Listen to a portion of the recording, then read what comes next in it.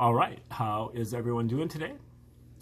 Welcome to my channel. This channel is for educational purposes, and we try to check out great theories of everything, all-encompassing theories, grand unified theories, cosmologies, and we also dig into magnum opuses and tour de forces, earth-shattering discoveries generated by obscure sources, mostly people who spent their whole life or a big chunk of their life working on some project and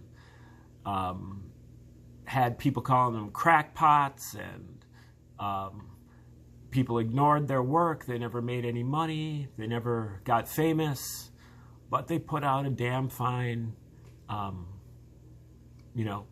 product, whatever it was, a book or a recording or an invention. And these people are my heroes, and so I'm trying to prevent their work from staying on the ash heap of history, instead resurrecting it and getting people of today interested in them, because sometimes these people are a little bit ahead of their time, but time keeps ticking, and 30, 50 years later, maybe we're ready for it. So we've done about 300 videos on the ancient Egyptian tree of life, and almost 600 videos on the reciprocal system of theory from Dewey B. Larson, which I consider to be the greatest and the one with the most potential of all the theories of everything that are out there. He unifies all the major fields of science, as well as unifying science and religion with a very simple approach, elegant. It's not really that simple, because you have to unlearn a whole lot of stuff before you start learning it. If we didn't have to unlearn it, it really would be quite simple. But that's the challenge of the reciprocal system, is to be able to kind of take him seriously enough, because we kind of think we know some of these answers, and we don't. If you read scientific texts, like college textbooks, they are so cocksure of themselves. Scientists now know this, and scientists now know that. But if you actually hear from the top scientists out there, they're like, we don't know anything. This is our best theory. This is the best theory that we have. It doesn't mean that it's right. It's probably close to being right, but it's the people that write the textbooks and the kind of the rank and file of the scientific profession that thinks that they've got everything worked out. But the ones who are really at the top of their profession, they know that most of the theories they have are makeshift. And so you have to kind of be able to take that for what it is, and then be able to be a little bit more open-minded when examining other people's theories, especially when it's just like one guy like Dewey Larson that's having to put books out on every subject. Cut him a little bit of slack. He's competing against a fleet of 100,000 scientists, and he's just one guy with no budget, and he's still kicking your butt. So anyway, we are now onto a new unit that is called the Reciprocal Church in honor of Mr. Larson, and we are trying to put together a lot of different spiritual resources that a person could use in their life to kind of do a little bit of a do-it-yourself religion. I envision that one day there are going to be 8 billion different religions. Everybody's going to have their own religion that they built themselves out of a little bit of this, a little bit of that, like the Bruce Lee approach. Take what works and discard the rest. And everybody's, different things work for different people.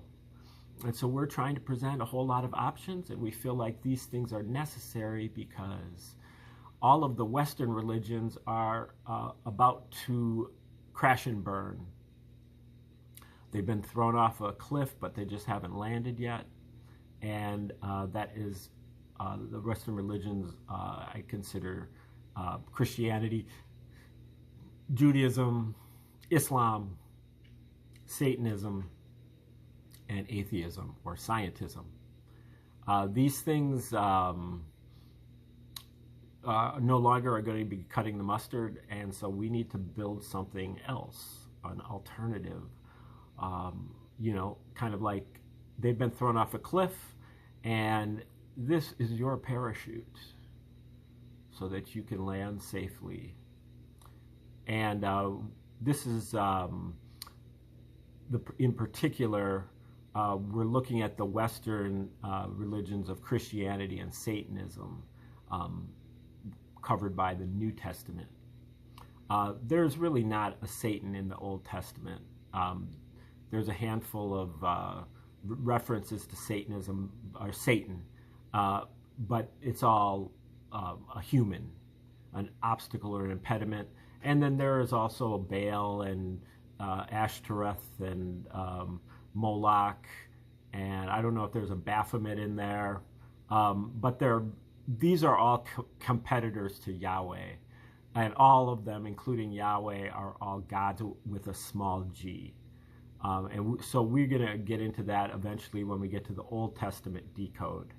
But for now, we're doing the New Testament decode, and we're checking out a new book from Michael Menescot's called Christianity's Origins as a Flavian Secrecy Cult. Now, the thing about Christianity, first of all, the thing about Christianity is that if we didn't have the Christianity, then we wouldn't have the Satanism. So Christians, even though they consider themselves to be, you know, totally opposed to the Satanism, they're really somewhat at fault for Satanism even existing, because all of this is a complete fiction. And if the whistle were blown on Christianity, it would also be blown on Satanism. And so you get rid of Christianity, and the good externality of that is that Satanism will also go bye-bye. So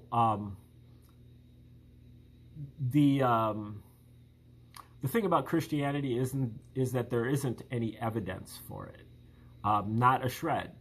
It's on the exact same level as Santa Claus. There isn't any evidence. There are no, outside of the Bible, outside of the New Testament, there's no evidence for the existence of Jesus. Everything that is posited about Jesus being the Son of God and so on is posited because of an ignorance of what we call the Roman origins hypothesis, which Menescot gets into. They all talk about Occam's razor, keep it simple, but since there is no simple explanation, we're going to go with this magical, supernatural explanation of God did it. And, oh yeah, well, there was a virgin birth. These are things that you only resort to if there is no other explanation.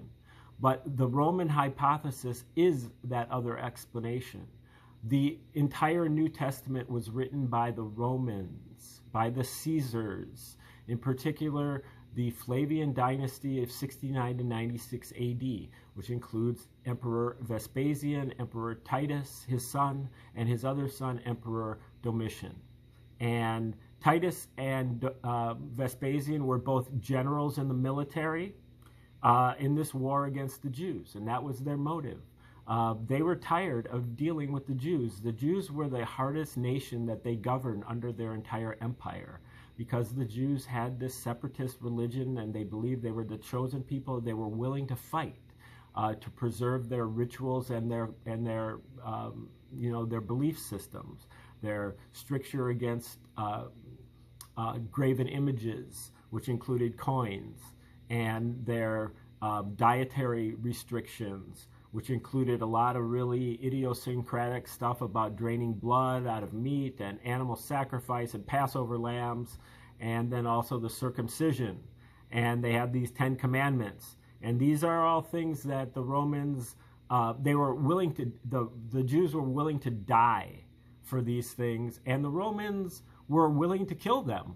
But the Romans just didn't have enough resources to be killing everybody all over their empire all the time. And so they wanted to neutralize Judaism, or really domesticate Judaism, make it less wild, make it more manageable. And so the Romans decided to propose a Jewish hero and even a Jewish savior who was a prince of peace and who believed in rendering unto Caesar what is Caesar's, and turning the other cheek on oppression, walking an extra mile with the Roman soldier's backpack, and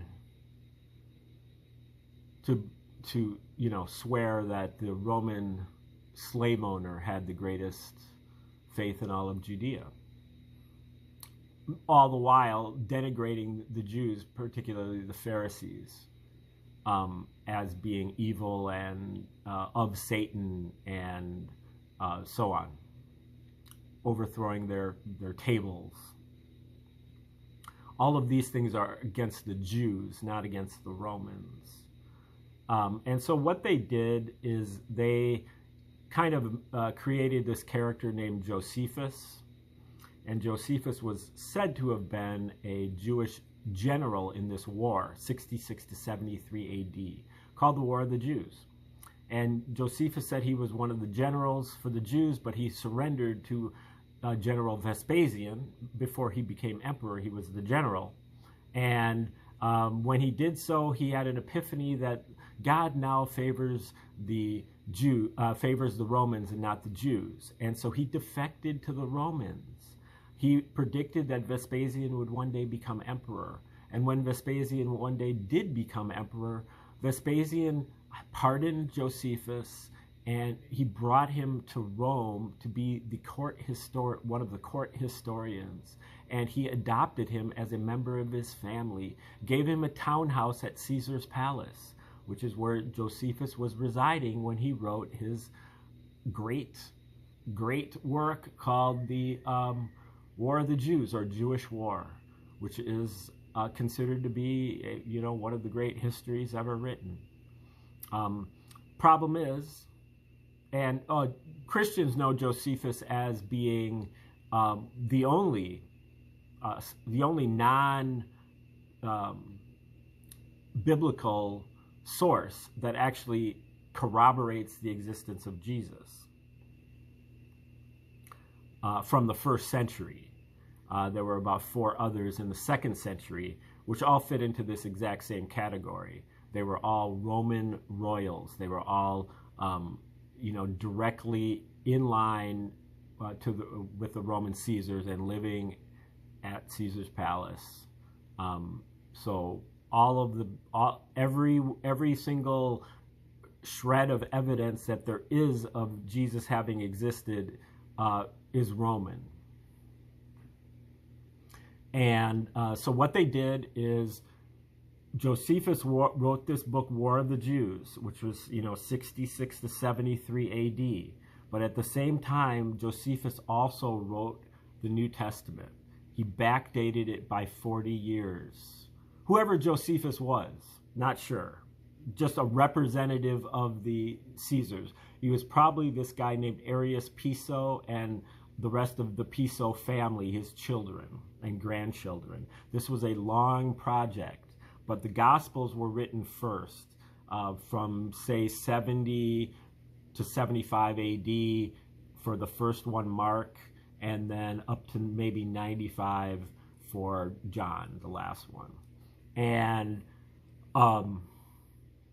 so he set the story of Jesus back, though, by 40 years. So Jesus was doing his ministry in the early 30s, and Titus, 3-year ministry in Judea.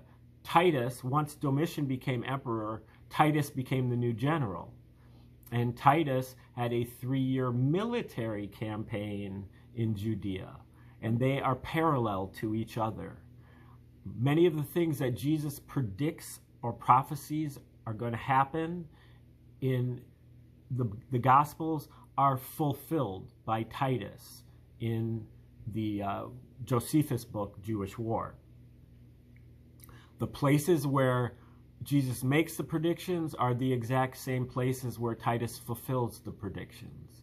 And the time where Jesus makes the predictions is exactly 40 years, sometimes to the very hour of when Titus fulfills them. So basically, Titus is the second coming of Jesus. But there's far more than that. That's just one specialized kind of pattern. Menescot's actually dug in to the book of Luke, the third gospel, and the War of the Jews, and he came up with 250 parallels just in the book of Luke between War of the Jews and the Gospels. And he graphed them out on a two-dimensional piece of paper, a piece of graph paper or whatever. The book of Luke on the vertical axis, chapters 1 through 24. War of the Jews or Jewish War on the horizontal axis, paragraphs 1 through 694. Wherever he found a parallel, he plotted a point. He put a dot there. When he got done plotting the 250 points that he found, he recognized that he had 5 Latin letters. Now, obviously, this should just be noise. It should just be a random pattern.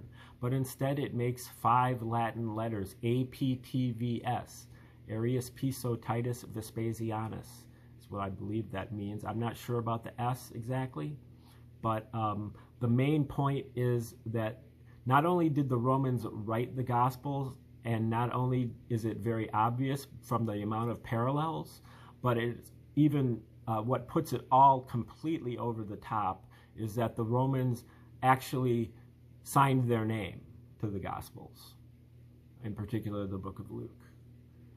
Well, at least they put their initials on them. So Menescot goes through all of his parallels one by one. You can play along at home, get your graph paper out, make these graphs yourself, find yourself online a free copy of Josephus, and preferably the Loeb translation or the Whiston translation. Both the Gospels and Josephus were originally written in Greek, even though Josephus says that it was originally written in the father tongue. I believe when he's talking about the father, I think he might just be talking about Vespasian. But some experts think that the original was written in Chaldee, which is the Eastern Semitic language, from Chaldea, which is Ur, which is Samaria.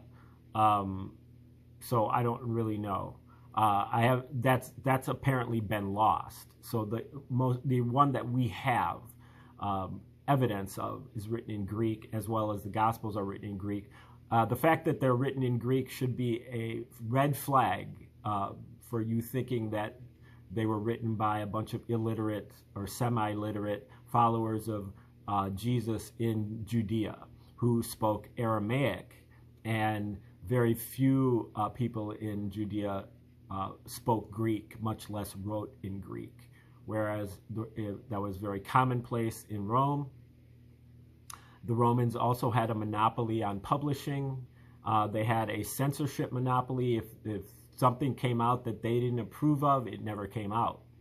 And they were able to publish these things because they had a whole fleet of slave scribes to do the human copy machine thing, the human printing press and human copy machine thing. And they also controlled the postal system. So they were the only ones who would have been able to distribute these Gospels. So that right there is I think, very strong evidence that that it wasn't written by the Judeans and that it was written by the Romans. Now, Menescot goes through all these examples. We're going to start here with one from Jewish War. Now, again, 250 of these parallels. So some of them are going to knock your socks off. Some of them are going to underwhelm you because they're going to be kind of weak. Some of them are just there to get a dot, but some of them are there to show you that this is on purpose, and that there are so many, the parallels are so thick and detailed that you'll be stunned at the genius level of the evil genius level of these people. And that's another thing that you have to know about the Romans, is that these are like the worst people that have ever lived on this planet. They were completely perverted, psychotic, psychopathic, obsessed with power, and just they thought everybody else was not only beneath them, but basically like an animal. And they were into sex with anything, goats, children, babies, whatever. And they joked about it and they laughed about it. And there are probably a lot of inside jokes here that we still haven't gotten yet, but we've gotten a lot of them. And the New Testament, sorry to say, is very pornographic, and it's mocking grim, brutal body. It's, you shouldn't let your children read this, basically. Okay, now, if you knew what it meant, you have to decode it before you can figure out that this is not, something that should be read by children. Okay, now, the first one we got is Jewish War, paragraph 681. That's book 7, chapter 8, paragraph 5. The wind was blowing the flames. Now, this is talking about the war here. The wind was blowing the flames toward the Romans, but suddenly the wind changed to the south, as if it were done by divine providence. So the Romans, having now assistance from God, returned to their camp with joy. And that's matched up by Luke chapter 8, verse 24. And they came to him and awoke him, saying, Master, Master, we perish. Then he arose and rebuked the wind and the raging of the water, and they ceased, and there was a calm. Okay, his analysis. This offers another example of a message saying that Jesus' counterpart, Titus, is divine. In this case, mirroring Luke's description of Jesus controlling the wind to save them, once again suggesting the Romans had divine assistance, implicitly in the form of Jesus' regular counterpart, Titus. This places a dot or star in the middle of the S. Okay, so that's what we're working on here, is the S. So the S is, the only thing that's really straightforward is the right-hand side of the V, or the U, whichever, because those parallels are all in order in both books. But in the other, throughout the rest of the diagram, they have to kind of, do them like really one at a time. Okay, so this next one is Jewish War 687 to 689, and it is book 7, chapter 10, paragraphs 2 through 4. Lupus, which Josephus tells us means wolf. Lupus was given orders to destroy the temple of Onias, which had been built to resemble the holy temple at Jerusalem. And there remained no longer the least remnant of any divine worship in that place.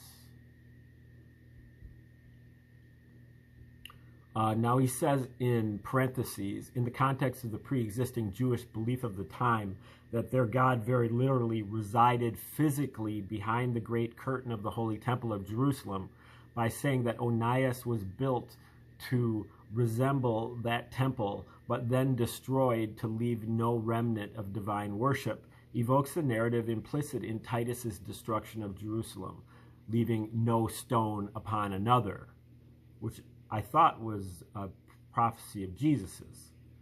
Namely, that this evokes the idea that the Jewish God no longer has a physical resting place on earth.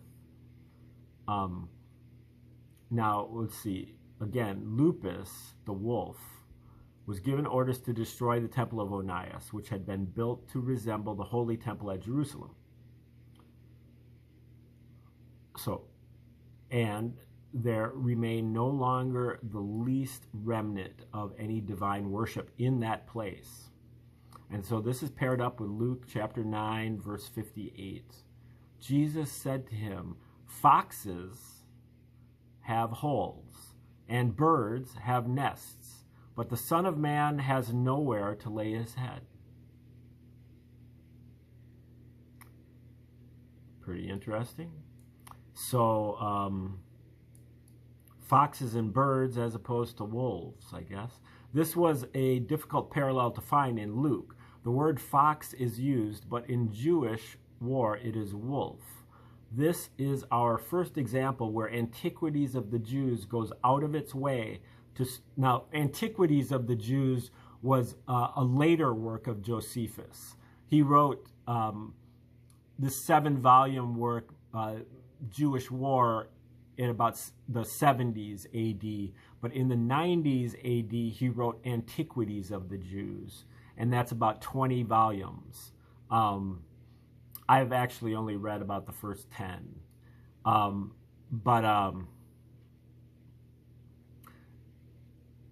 he sometimes puts key points of information in Antiquities of the Jews that you need to know in order to figure out some of these riddles.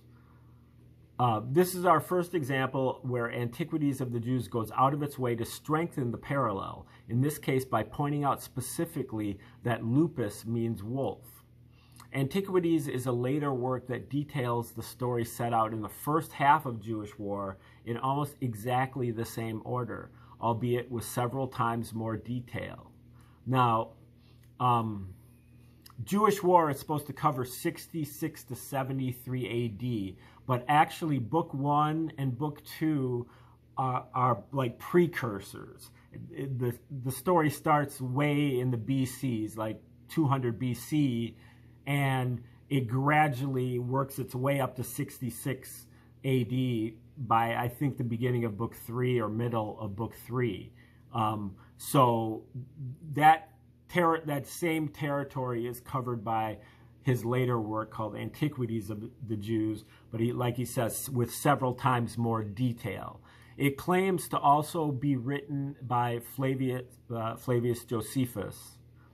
And again, Flavius is the name of the Roman dynasty that did this. So Josephus was a family member of this dynasty. He was known as Flavius Josephus when he was adopted by Vespasian. The same author as for Jewish War. It is a work I will come back to later, as somewhat bizarrely, it goes out of its way to strengthen the parallels repeatedly, albeit mainly for those on the left-hand side of the APTVS pattern. Very interesting. Some authors have suggested, or this author has suggested, that the AP part, meaning Book 1 and 2 of Jewish War, were written later.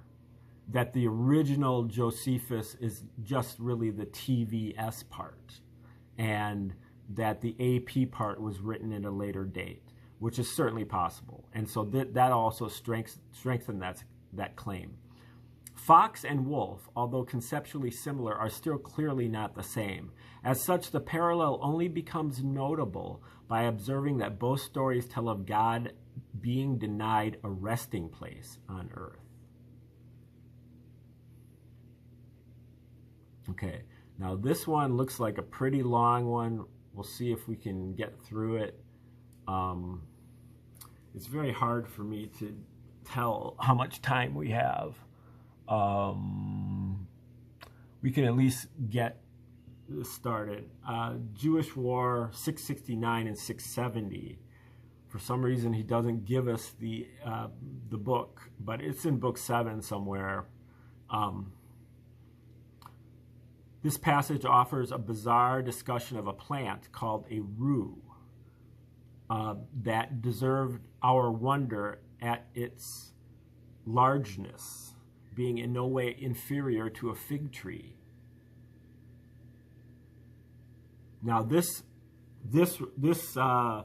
we don't have time to go through this yet. We'll do this tomorrow, but this is going to be a very interesting set of parallels, because it gets into the domestication thing. So this rue is what is used by this guy Pedanius. And Pedanius is supposed to be the father of homeopathy, and he was a naturalist Roman. And he was there he was basically one of the medical doctors for the Romans at this war. And he used this thing called rue to domesticate the Jews. Well, first he used it to domesticate this fig tree, but then used it to symbolically domesticate the Jews. Really, it's kind of like a homeopathy. So we'll be going over that set of parallels when we get back tomorrow. And I think right now we can just sign right off. I will say one thing that I never ever say, which is like, share, and subscribe. And the other thing that I would like to point out before we end is that just keep in mind the context here. The Romans, this was entertainment for them. They loved mocking the people that they defeated in war, and they loved using these puns and riddles and codes, with mixing up languages, switching around between Latin and Greek and Latin and Hebrew, and using, different,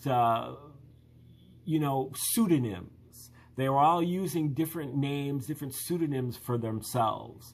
And like, everybody that was at the court of the Caesars knew the inside joke. So they were all laughing about this. But the average person didn't understand this. The other thing that I will say is that very few people knew how to read, obviously. And so these Gospels were actually written as plays. They were performed in front of people.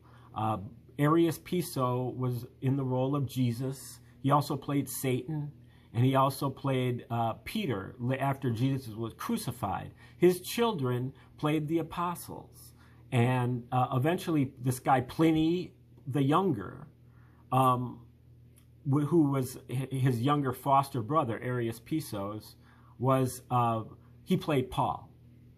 And so Pliny most likely wrote quite a bit of the Pauline epistles, along with some of Arius Piso and his sons, Justus in particular.